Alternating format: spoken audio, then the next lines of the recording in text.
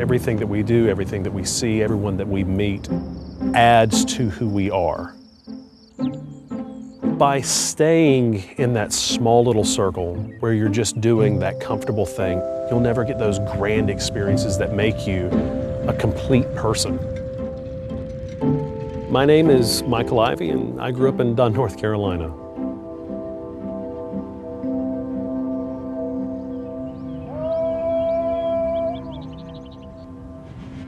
My life was a very limited collage. Sitting in the parking lot with a couple of buddies, coming home and working on a fence.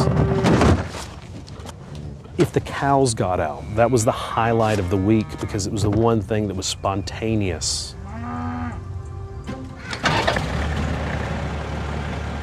At the time, the Navy's recruiting campaign was, if someone wrote a story about your life, would anyone want to read it? And that resonated with me a lot. I didn't want to sit down and read about putting around in a tractor on a farm.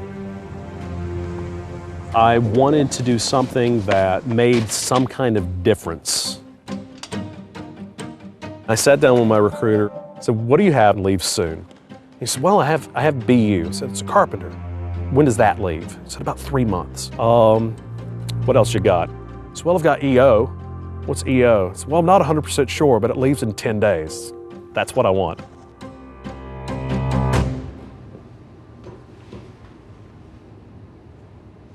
Most people don't know what a CB is. They call us dirt sailors because we don't play around in the water. You think about those guys that are going, they're kicking down doors and they're storming the gates. That's not our job. Our job is to make sure that when those guys finish doing that, they have a roof over their head to sleep under, that they have running water, that they have phone lines that they can call home with.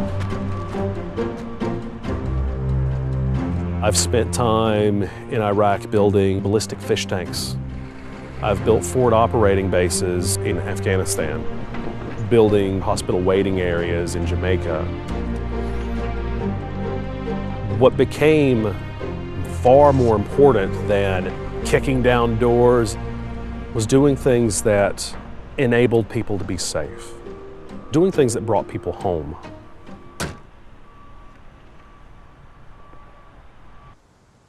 When you've gone out and you've done great things and you've experienced victory and you've experienced defeat, then living in this gray twilight where you neither suffer much nor experience much becomes drab.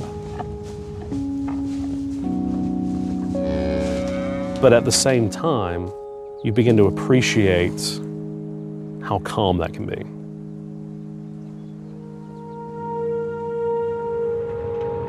I'm the unit movement officer for an EOD command, and my job, literally, is to bring people home.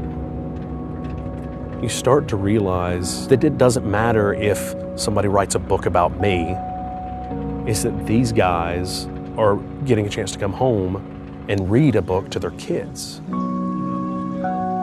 And I have a direct effect on making sure that that happens.